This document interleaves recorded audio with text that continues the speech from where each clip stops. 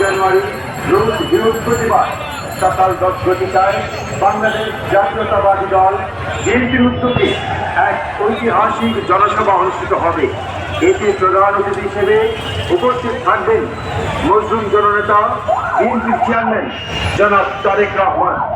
সবাইকে সকাল 10 উপস্থিত হয়ে এই জনসভাকে সফল করার জন্য বিনীত আহ্বান জানানো যাচ্ছে। 22 তারিখ সকাল 10টা আলিয়া মাদ্রাসা মাঠে দেখা হবে ইনশাআল্লাহ।